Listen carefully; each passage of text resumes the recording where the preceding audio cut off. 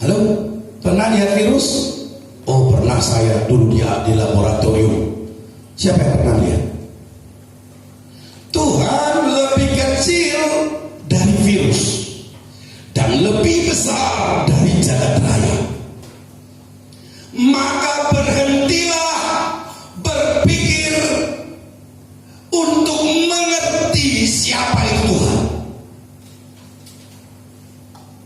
Sekali lagi, berhentilah berpikir untuk mengenal siapa itu Tuhan.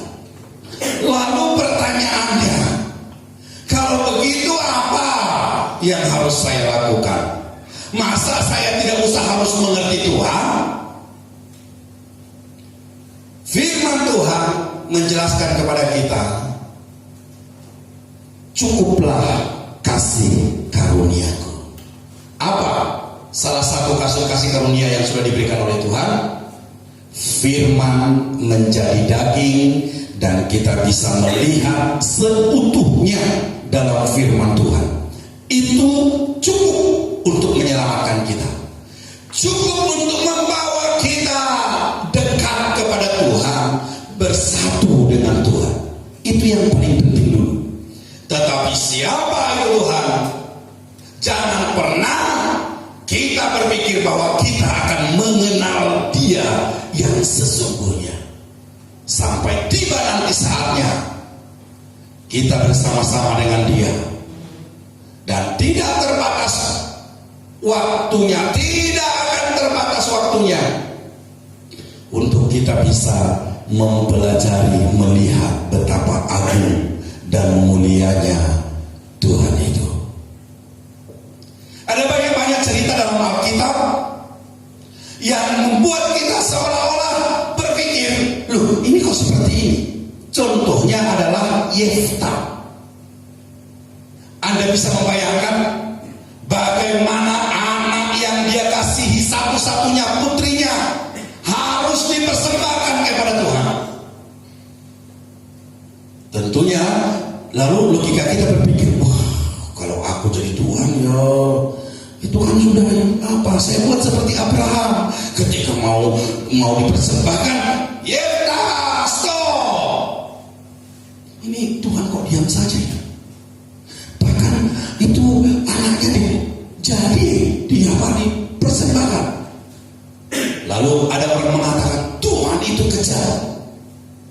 Apa bedanya Tuhan dengan dewa-dewa yang lain?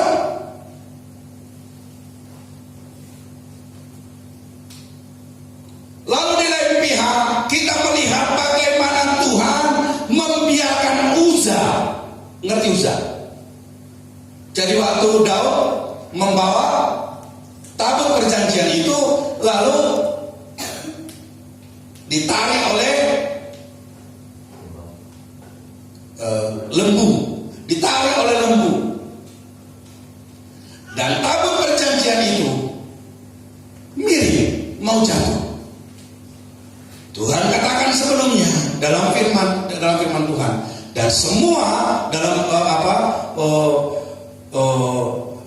dalam peraturan yang ada itu tidak boleh disentuh. Lalu karena miring, Uza menyentuhnya. Salah enggak? Aduh, nanti enggak jatuh nanti. Aduh. Yang dia perbuat itu supaya tabut itu jangan jatuh. Ini bisa mempermalukan nama Tuhan kalau sampai ini jatuh. Lalu ditahan. Salah enggak? Apa tujuannya itu, benar apa enggak? Tujuannya benar apa enggak? Benar. Oh dia menahan supaya jangan jatuh kok. Tapi langsung mati pada waktu itu. Ini Tuhan kok kejam ya? Apapun yang dapat kita pikirkan hari ini tentang Tuhan, berhentilah mengetahui seolah-olah kamu mengenal Tuhan. Karena Tuhan itu adalah Tuhan yang maha besar, yang tidak terjangkau oleh pikiran kita. Tetapi dengan kasih dan kemurahannya, Dia menyatakan dirinya lewat firman yang menjadi daging. Dan Dia katakan cukup kasih karunia ini engkau terima dan engkau menjadi satu dengan aku. Engkau boleh menikmati dalam kekekalan, engkau boleh menikmati dalam kekekalan untuk mengenal aku siapa, mempelajari dari waktu ke waktu tentang aku, dan engkau menjadi satu dengan aku. Lalu apa yang Tuhan inginkan?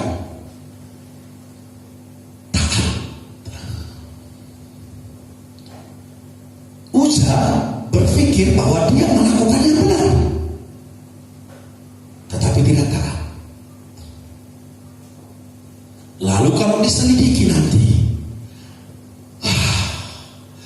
sebenarnya ini kan akan sangat memalukan kalau sampai tabut suci ini akan jatuh. Saya tujuannya baik. Yang bilang tujuannya baik siapa? Otaknya, pikirannya. Terlalu sering kita memakai pikiran kita, lalu kita keluar dari firman Tuhan. Seperti agama saudara-saudara kita yang di seberang yang lain boleh berbohong untuk kebaikan. Aneh ya. Kalau posisi seperti ini boleh berbohong, kalau posisi seperti ini boleh berbohong, kalau posisi seperti ini, kalau posisi perang boleh berbohong. Untuk kebaikan. Ini Uza ini. Inilah Uza. Ya. Dia tidak mengerti bahwa sebenarnya segala sesuatu Tuhan punya, Tuhan ada, Tuhan Maha Kuasa, Tuhan punya kehendak, Tuhan berhak. Tetapi ketaatan itu yang menjadi harta kita yang terbaik. Kalau mujizat terjadi dalam hidup kita, kalau kemuliaan dinyatakan diberikan kepada kita, semuanya itu bisa terjadi, dan itu adalah barang titipan. Harta, kemuliaan, kedudukan, semuanya akan tertinggal. Semua itu titipan. Tetapi ada satu yang menjadi hak kita, dan itu bisa kita pegang dalam kehidupan kita, menjadi milik kepunyaan kita, yaitu apa? Ketaatan. Itulah Tuhan. Sampai di situ bisa pahami. Oke. Sekarang saudara-saudara, manusia itu pada dasarnya itu terdiri dari dua golongan. Golongan yang pertama adalah golongan yang hidup untuk dirinya sendiri, dan golongan yang kedua adalah golongan yang hidup untuk Tuhan. Cek diri kita. Apakah kita golongan yang pertama atau golongan yang kedua? Golongan yang pertama, golongan yang hidup untuk dirinya sendiri. Dia bangun tidur, dia melakukan ini, dia melakukan itu, dia sekolah, dia bekerja, dan dia sudah nanti menjadi tua. Semuanya dia lakukan untuk diri sendiri. Dia ke gereja enggak? Iya, ke gereja. Untuk apa? Untuk dirinya sendiri. Dia berdoa ya? Berdoa. Untuk apa? Untuk dirinya sendiri. Maka yang menjadi fokus dalam hidup orang ini, tentu orang ini juga ke gereja, tentu orang ini juga berdoa, tetapi fokusnya adalah untuk dirinya sendiri. Sampai di situ paham? Oke. Lalu ada fokus yang kedua, yaitu fokus tentang orang yang artinya fokus hidupnya itu adalah Tuhan. Orang yang pertama, golongan yang kedua sama-sama ke gereja, berbeda. Golongan yang pertama, golongannya dengan golongan yang kedua sama-sama sekolah, berbeda.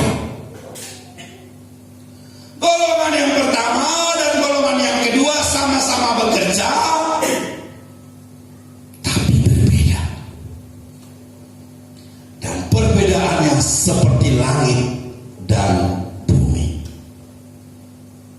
Golongan yang kedua ini adalah golongan biarlah manis kau dengar Tuhan, manis kau dengar Tuhan, dan hatiku bersuka karenamu. Bukan, dan hatimu bersuka karenaku. Beda sekali. Bisa menangkap dengan baik? Golongan yang kedua ini adalah golongan yang untuk menyenangkan hati bapaknya, hati Tuhan.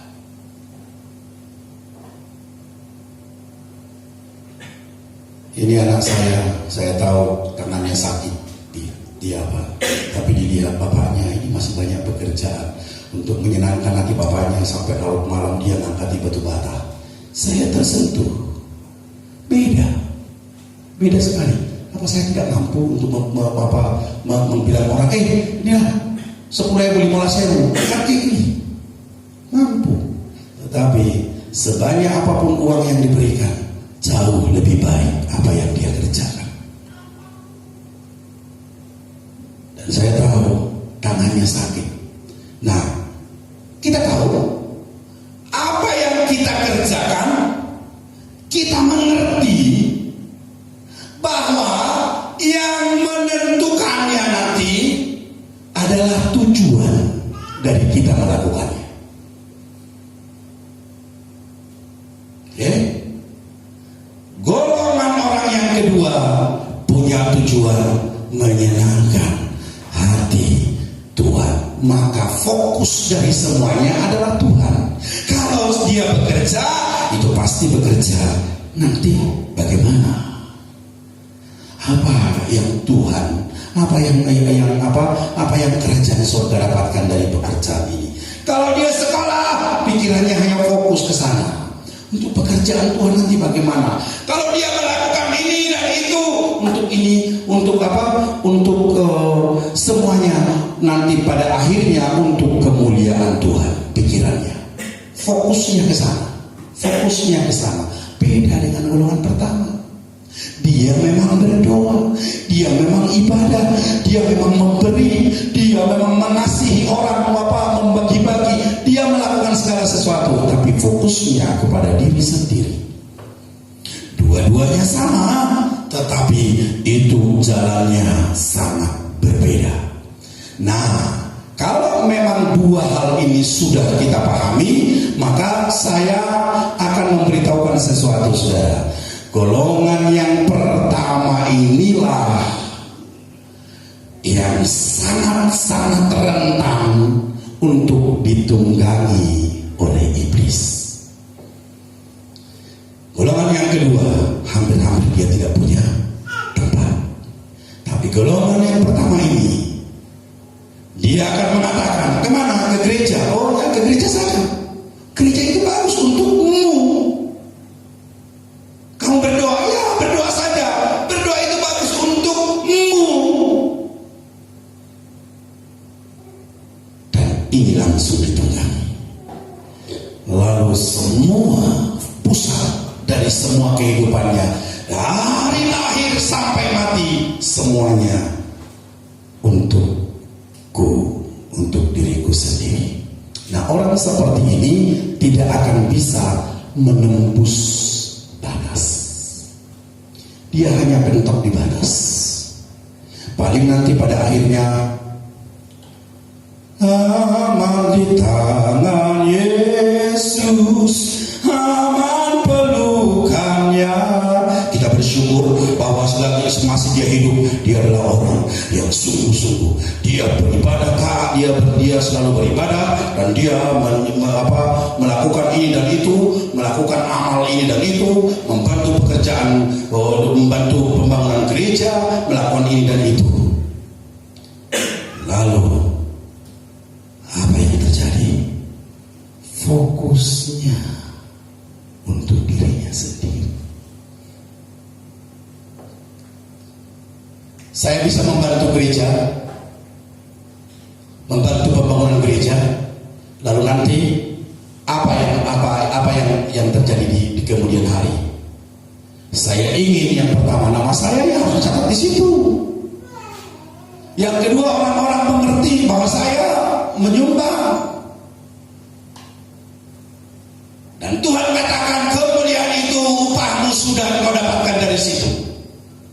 Ambillah upahmu itu, pergilah, ini yang ke sana. Masalah kamu membantu pembangunan gereja, masalah kamu memberikan makan orang yang miskin, itu bobotnya tetap sama. Bobotnya tetap sama. Hanya yang membedakan apakah fokusnya untuk Tuhan atau fokusnya untuk diri sendiri. Paling nanti di akhir hidupnya seperti itu. Dia sudah melakukan seperti ini. Tapi tidak ada sesuatu. Nah, mari kita lihat siapakah dia yang ada di golongan yang kedua ini. Saya berdoa kita bisa menangkap dengan baik karena pertolongan Roh Kudus. Mari kita lihat, bukalah kitab Yehezkiel, karena kita akan cepat, saudara.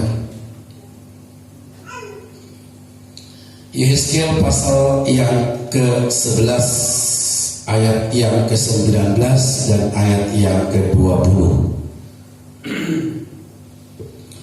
Oke. Ini kita berbicara tentang golongan yang kedua. Sekali lagi, kita berbicara golongan yang kedua, orang yang berfokus kepada Tuhan, bukan golongan yang pertama. Karena golongan yang pertama, dia akan menyelesaikan mati dalam dirinya sendiri. Sedangkan golongan yang kedua, kita akan berbicara Yehezkiel pasal 11 ayat 19 dan ayat 20. Saya harap langsung kita nangkap ketika kita baca firman Tuhan ini. Aku akan memberikan mereka hati yang lain dan roh yang baru di dalam batin mereka. Juga aku akan menjauhkan dari tubuh mereka hati yang keras dan memberikan mereka hati yang taat, supaya mereka hidup menurut segala ketetapanku dan peraturan-peraturanku dengan setia. Maka mereka akan menjadi umatku dan aku akan menjadi Allah mereka. Sekali lagi, kalau kita lihat ayat ini, aku akan memberikan mereka hati yang lain dan roh yang baru, untuk dapat menjadi taat, untuk seseorang itu kehidupannya, hatinya lembut. Tuhan katakan, aku akan menjauhkan dari tubuh mereka hati yang keras dan memberikan mereka hati yang taat. Untuk memiliki hati yang lembut, untuk memiliki hati yang taat, bukan dengan kekuatan manusia. Sekali lagi, untuk memiliki hati yang lembut, untuk memiliki hati yang taat, bukan dengan kekuatan manusia. Itu pasti gagal. Pasti gagal. Dan untuk memiliki hati yang lembut, untuk memiliki hati yang taat, hanya satu jalannya, yaitu iman.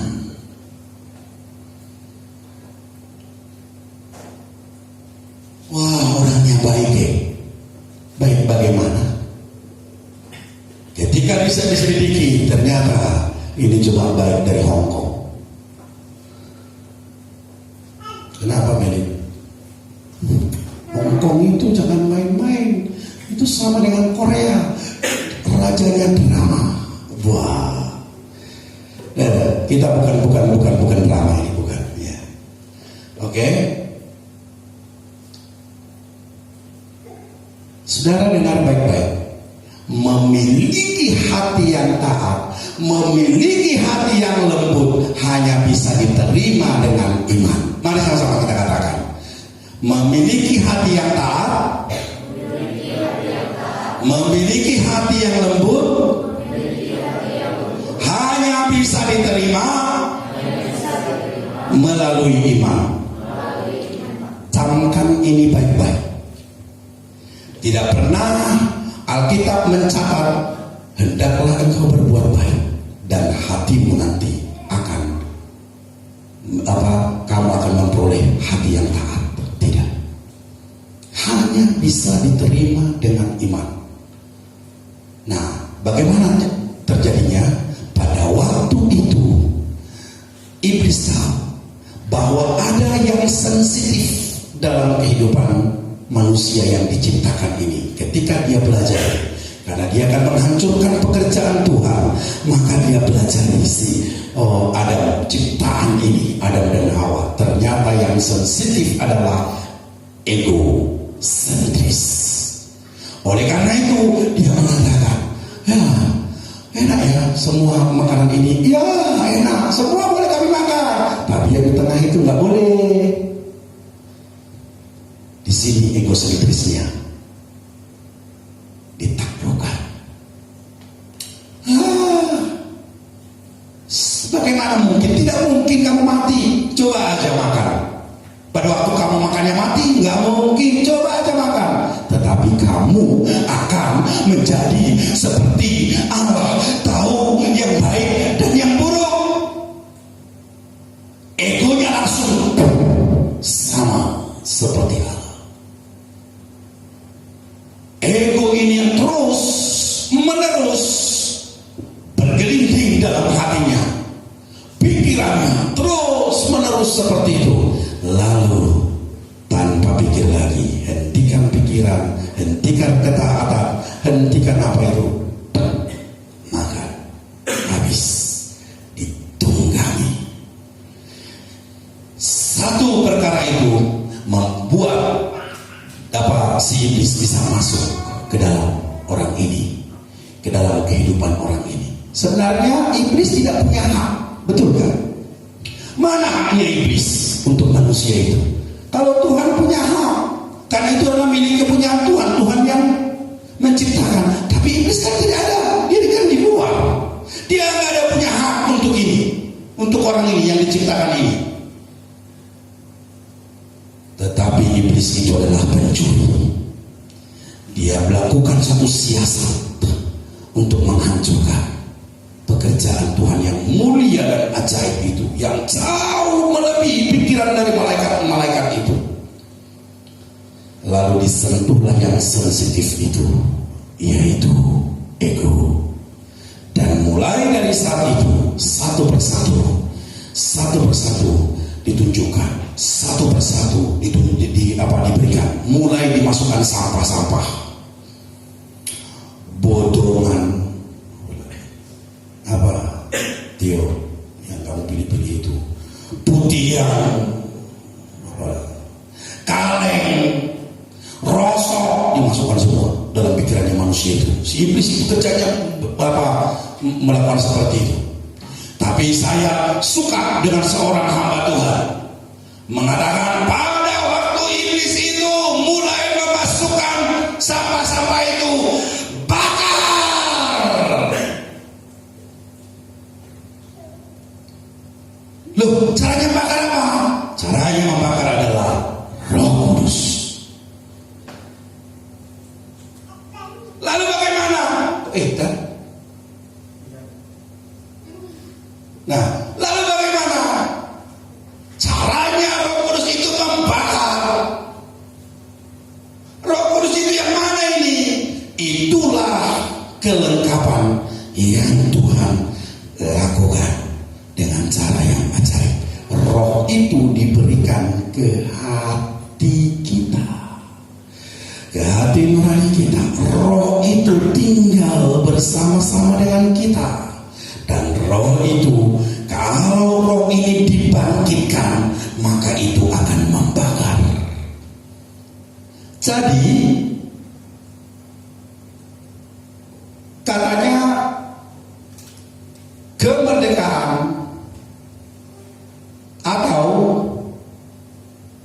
keselamatan itu pemberian dari Tuhan, tetapi butuh dipertahankan, kata beberapa gereja. Saya setuju dengan itu. Bagaimana mempertahankannya? Mengaktifkan rohnya Tuhan yang ada di dalam diri kita. Waktu kapan itu diberikan? Diberikan oleh Tuhan waktu Dia memberikan roh yang baru. Dan peristiwa itu disebut dengan lahir baru.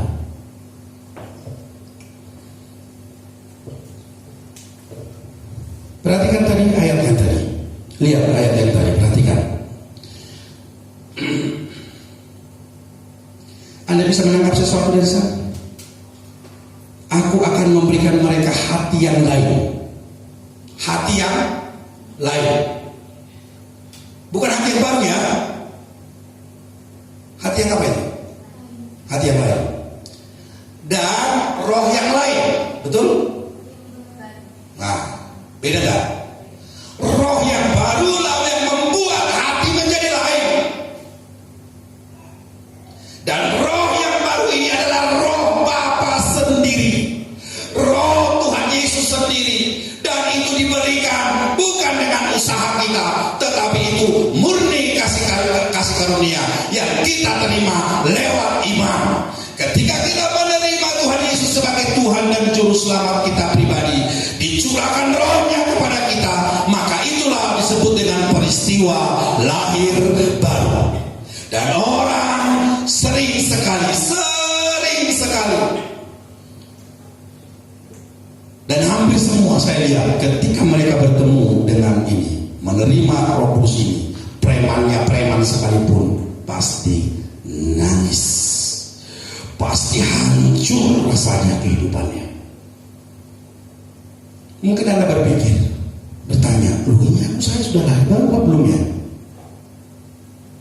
Pastikan bahwa kamu sudah lahir baru. Pastikan. Oh, saya sudah percaya kepada Tuhan Yesus. Kamu pikir iblis gak percaya sama Tuhan Yesus? Kamu pikir agama lain gak percaya sama Tuhan Yesus? Tapi butuh roh yang baru dalam hidup kita. Dan tidak ada cara lain untuk menerima roh yang baru kecuali terima Tuhan Yesus sebagai Tuhan dan Juru Selamat pribadi. Sampai engkau yakin di kamarmu, tutup, angkat tangan, fokus kepada Tuhan. Tuhan, aku terima Engkau sebagai Tuhan dan Juru Selamatku pribadi. Aku hanya hidup untuk Engkau. Terus ucapkan ini sampai engkau betul-betul merasakan hadirat surga itu sudah dinyatakan dalam hidupmu dan kamu menjadi manusia yang baru. Ciri-cirinya semuanya nanti akan menjadi berbeda. Dan saya belum pernah sampai hari ini belum pernah melihat orang yang benar-benar lahir baru akhirnya murtad. Tidak ada. Saya belum pernah melihat. Oh, ada pendeta yang murtad. Memangnya pendeta itu sudah pasti lahir baru? Tetapi ada beberapa orang dari ciri-ciri yang sudah saya amati, sudah saya lihat, ada ciri-ciri orang yang 100% bisa saya pastikan dia lahir baru. Paling tidak ada mungkin lebih dari 20 orang dari sahabat-sahabat saya yang saya pastikan dia sudah lahir baru. Salah satunya ini yang dari Kalasan ini mengenal mungkin namanya Ari Uputelo, pengajar di STI.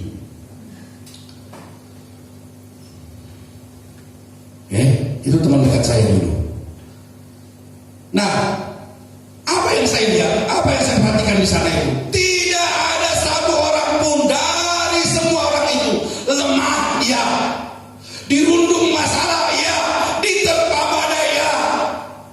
Bahkan kadang-kadang dia tidak bisa mengatakan, ku kan berdiri di tengah badai.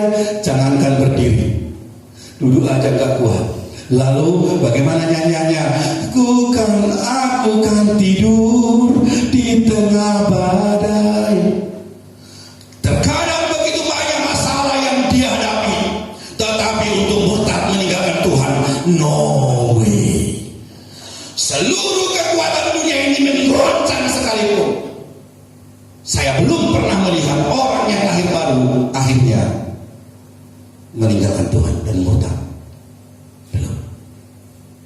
Nah, oleh karena itu pastikan dalam diri kita, pastikan Tuhan itu adalah Tuhan yang nyata. Apa yang tidak pasti dalam hidupmu, pastikan ketika engkau sendiri bersama dengan Tuhan. Angkat tanganmu, arahkan hati kepada Tuhan, dan lihat nanti kuasa yang hebat yang langsung yang turun dari surga luar biasa. Bayangkan kemarin pada waktu itu ya, kemarin kami masih main judi, masih mabuk-mabuk. Kemarin itu semua cara berpikir, mulai dari kecil sampai ke besar, bertahan dengan cara berpikir yang sama. Tiba-tiba bertemu dengan Tuhan Yesus, lahir baru. Hari itu semua berbeda. Semua berbeda. Mulai dari hati, pikiran, keinginan, semuanya berbeda. Ada kuasa yang ajaib, yang luar biasa dari Tuhan. Jangan katakan, oh tidak ada masalah, semuanya baik-baik. Dia itu orang baik kok. Yuk, jangan ada yang ketawa kalau saya mengatakan orang baik dari Hong Kong. Oh, masih sini. Orang baik dari mana? Emang kamu tahu siapa orang baik itu? Coba bagian yang sensitif dulu. Dia tersentuh. Wah, orang ini akan menjadi sama beringasnya dengan iblis gila. Ya, kalau biasa-biasa sih, biasa-biasa ya. Nih, monggo lembut banget. Monggo jangan seperti dia lembut banget. Tetapi ada masa-masa di mana ada satu titik yang membuat dia kehilangan kendali. Dan iblis biasanya tidak menunjukkan ini. Karena kalau menunjukkan ini nanti, dia akan mengenal dirinya sendiri. Karena keinginan iblis adalah untuk menghilangkan fokus orang itu. Nah, untuk kita memiliki roh yang baru, hati yang lain, untuk melakukan apa ayat 20, supaya mereka hidup menurut segala ketetapanku. Supaya bisa hidup menurut ketetapan Tuhan, hanya dibutuhkan roh yang baru. Peraturan-peraturan Tuhan dengan setia, mereka menjadi umatku dan aku menjadi Allah mereka. Tidak ada jalan lain. Tidak ada jalan lain. Untuk tiga hal ini harus roh yang memiliki roh yang baru. Yang pertama, menurut segala ketetapan dan peraturan-peraturan yang peraturan Tuhan. Dan yang kedua, menjadi umat Tuhan. Dan yang ketiga, menjadi setia. Yang kedua setia, yang ketiga adalah menjadi umat kepunyaan Tuhan. Hanya satu yang membuat, yaitu lahir baru. Lahir dari roh, diberikan roh yang baru. Saudara, untuk bisa kita lebih memahami ini, sebenarnya kita akan saya ingin kita melihat dulu Yehezkiel pasal 36. Jadi ada beberapa ayat pasal ke depannya.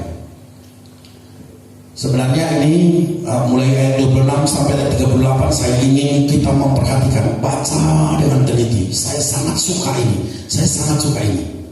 Ya, saya sangat suka. Kalau Anda ada yang hamil di sini, ada anak laki-laki, buat namanya Yehezkiel. Yehezkiel ini seorang hamba Tuhan yang luar biasa. Yuk, kita lihat ayat Yehezkiel pasal 36 ayat 26. Tuhan membuka rahasia-rahasia yang ajaib. Saya paling suka membaca Yehezkiel ini. Lihat ayat yang ke-26 dari pasal 36. Kamu akan kuberikan hati yang baru dan roh yang baru di dalam batinmu. Beda ya. Tapi kalau lihat itu nanti hati yang baru dengan roh yang baru, bagi mereka yang bisa Ibrani, coba lihat. Ada nggak bedanya antara hati, kata baru dari hati dan kata baru dari roh? Kamu akan kuberikan hati yang baru dan roh yang baru dalam batinmu, dan aku akan menjauhkan dari tubuhmu hati yang keras, dan kuberikan kepadamu hati yang taat. Lihat ayat ke-27. Rohku akan kuberikan diam di dalam batinmu, dan aku akan membuat ketetapanku dan tetap berpegang pada peraturan-peraturanku dan melakukannya.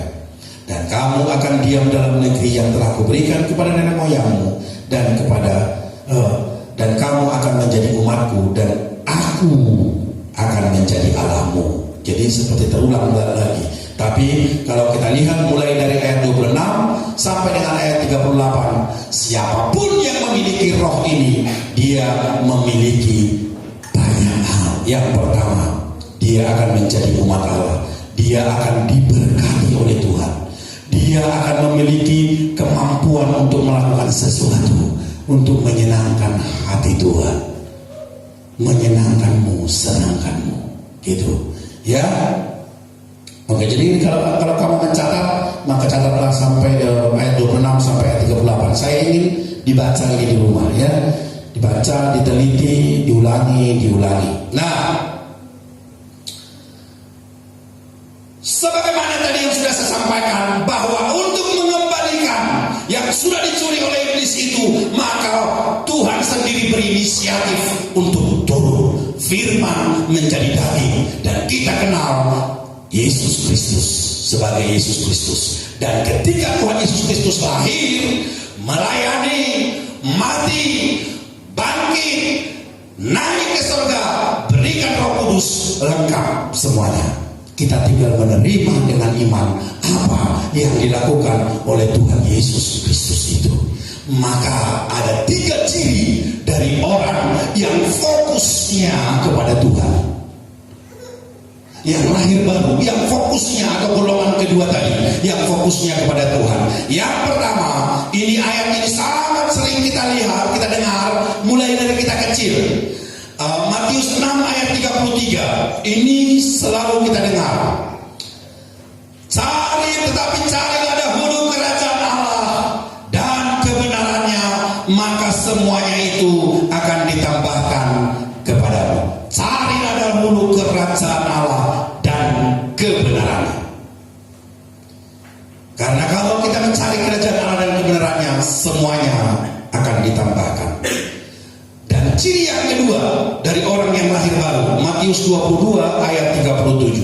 Jawab Yesus kepadanya, kasihilah Tuhan Allahmu dengan segenap hatimu, dan dengan segenap jiwamu, dan dengan segenap akal budimu. Dan ciri yang ketiga dari golongan orang yang tadi itu adalah dia mampu menyenangkan hati Tuhan. Kalau kita lihat saudara di dalam Filipi 3, di dalam Filipi pasal yang ketiga, ayat yang ke-13, dikatakan di sana, saudara-saudara, aku sendiri tidak menganggap bahwa aku telah menangkapnya, tetapi inilah yang kulakukan. Aku melupakan apa yang di belakangku dan mengarahkan diri kepada apa yang di hadapanku. Berhentilah tentang kebaikanmu di masa lalu, keberhasilanmu di masa lalu, dan tentang hidupmu di masa lalu, tetapi arahkan pandang kepada Tuhan. Jadilah Tuhan menjadi fokus kehidupan kita. Jadilah kita menjadi golongan yang kedua, Tuhan menjadi fokus kehidupan kita. Kalau belum, mulai hari ini pastikan dalam diri kita, dalam kesendirian kita dengan Tuhan, di kamar kita, pastikan setiap hari sampai kau merasakan sungguh-sungguh bagaimana Tuhan itu melakukan perkara yang ajaib, mengubah hidupmu, diberikan roh yang baru dalam hidupmu, dan hatimu pun menjadi hati yang lain, hati yang taat. Tidak ada seorang pun yang saya lihat bisa taat kepada Tuhan. Saya mendengar beberapa ulasan-ulasan, dan kalau kehidupan itu adalah angka 0 sampai 9, menurut layar teologi, kalau ada orang YouTube yang suka YouTube, baca, lihat di layar teologi. Saya suka dengan ulasan-ulasannya dia, beberapa ulasan, tidak semua. Dia katakan kalau 0 sampai 9, maka orang yang tidak bisa menerima Tuhan Yesus sebagai Tuhan dan Juru, atau yang tidak menerima Tuhan Yesus sebagai Tuhan dan Juru Selamatnya, itu diangkat 0 dengan 1, 0 dengan 1, 0 dengan 1. Profesor, doktor, apapun dia antara 0 dengan 1, 0 dengan 1, 0 dengan 1. Tetapi ketika dia terima Tuhan Yesus sebagai Tuhan dan Juru Selamatnya, dia langsung melejit, langsung ke angka 9. Saya percaya dengan itu. Saya sangat percaya dengan itu. Karena tidak akan ada, dunia ini tidak akan mampu berpikir tentang Tuhan Yesus. Tidak akan mampu. Dunia ini tidak akan mampu berpikir tentang Allah. Hanya yang terima Tuhan Yesus, yang terima rohnya, bisa mengenal dia, bisa berpikir tentang dia, bisa berfokus tentang dia, bisa menyerahkan seluruh